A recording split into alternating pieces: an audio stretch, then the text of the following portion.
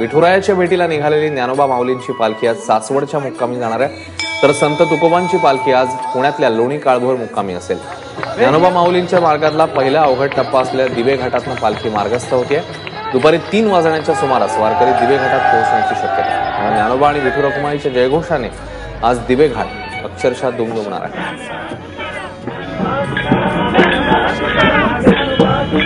माऊली ज्ञानोबा तुकाराम, ज्ञानोबा तुकाराम, ज्ञानोबा तुकाराम, ज्ञानोबा तुकाराम, ज्ञानोबा तुकाराम, बाबा तुकाराम, ज्ञानोबा तुकाराम, ज्ञानोबा तुकाराम, ज्ञानोबा तुकाराम, ज्ञानोबा तुकाराम, ज्ञानोबा तुकाराम, ज्ञानोबा तुकाराम, ज्ञानोबा तुकाराम, ज्ञानोबा तुकाराम, ज्ञानोबा तुकाराम, ज्ञानोबा तुकाराम, ज्ञानोबा तुकाराम, ज्ञानोबा तुकाराम, ज्ञानोबा तुकाराम।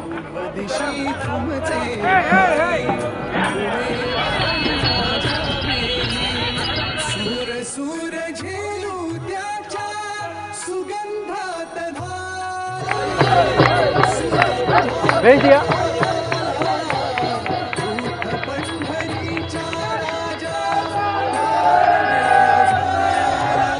आणि माऊलींची पालखी आज दिवे घाटात पोहोचणार आहे। माऊलींच्या जयघोषाने सारा दिवे घाट दुमदुमू लागलाय। चला तर मग आपणही दिवे घाटात जाऊया आणि तिथल्या वारकऱ्यांचा आजचा दिवस कसा असणार आहे यावर संवाद साधलाय आमचे प्रतिनिधी गुरुप्रसाद जाधव आणि सिद्धेश सावंत यांनी। दिवे घाटात वारीतल्या सगळ्यात कठीण टप्प्यावरती आपण आहोत, पण हा टप्पा कठीण आहे असं या सगळ्यांकडे बघून आणि ज्ञानोबा तुकारामचा जो गजर चाललेला आहे तो सगळा ऐकता अजिबात वाटत नाहीये। 4 किलोमीटरचा हा सगळा परिसर आहे आणि या 4 किलोमीटरच्या या घाटामध्ये जात असताना हे सगळे आनंदयात्री या आनंद यात्रेमध्ये आपला आनंद व्यक्त करताना दिसत आणि त्यांचा आनंद आहे तो म्हणजे फक्त ज्ञानोबा आणि तुकाराम या नामाचा चाललेला अखंड गजर।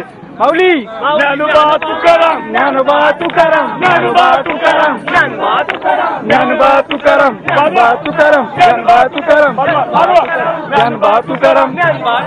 ज्ञानोबा तुकाराम, ज्ञानोबा तुकाराम, ज्ञानोबा तुकाराम, ज्ञानोबा तुकाराम, ज्ञानोबा तुकाराम, ज्ञानोबा तुकाराम, ज्ञानोबा तुकाराम, ज्ञानोबा तुकाराम, ज्ञानोबा तुकाराम। एवढा मोठा हा सगळा प्रवास असताना हे अशा पद्धतीनं जिथे चालणं कठीण आहे तिथे हे नृत्य करणं या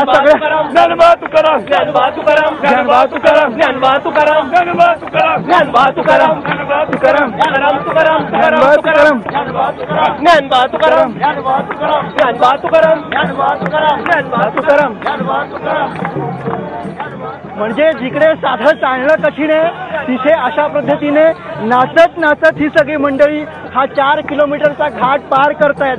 मला वाटतं ज्ञानोबा आणि तुकाराम या नामामध्ये जी काही शक्ती आहे ती ही शक्ती आहे। ज्ञानोबा तुकाराम, तुकाराम, ज्ञानोबा तुकाराम, ज्ञानोबा तुकाराम, ज्ञानोबा तुकाराम नाही म्हणजे आपल्या सगळ्या शक्तीच्या पलीकडचं हे सगळं आहे आणि मला वाटतं यांची भक्ती आहे जी त्यांना ऊर्जा देते, त्यांना शक्ती देते। दिवे घाटात मी बसलो आहे, वारकऱ्यांचे खेळ सुरू आहेत।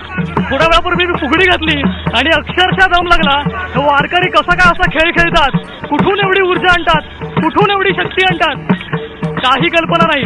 ही दैवी शक्तीच आहे, ही पांडुरंगाने दिलेली शक्ती आहे आणि ही सहजासहजी कुठे मिळत नाही। त्यासाठी वारी द्यावं लागतं, वारीत चालावं लागतं, वारीत नाचावं लागतं, विठ्ठलाचं नाम घ्यावं लागतं। सकारात्मक ऊर्जेचा पॉझिटिव्ह एनर्जीचा स्रोत आहे हा सगळा जो परिसर आपण बघतोय दिवे घाटाचा। 4 किलोमीटरचा हा रस्ता आणि या रस्त्यावर आल्यानंतर शहराकडची सगळी माणसं जी आहेत या ग्रामीण वातावरणामध्ये या सगळ्या वारीच्या वातावरणामध्ये रंगून गेलेली आपल्याला बघायला मिळत आहेत। माझा मित्र सिद्धेश सावंत जो माझ्याबरोबर वारी कव्हर करण्यासाठी आलाय त्यालाही मृदुंग हातात घेण्याचा मोह आवरला नाही आणि मृदुंग वाजवायला लागलाय। सिद्धेश किती आनंद आहे या सगळ्यामध्ये, अगणित आनंद आहे, शब्दात सांगता येणार नाही ती भावना आहे। आता पांडुरंगाचं नाव घ्यायचंय एवढंच फक्त लक्षात आहे।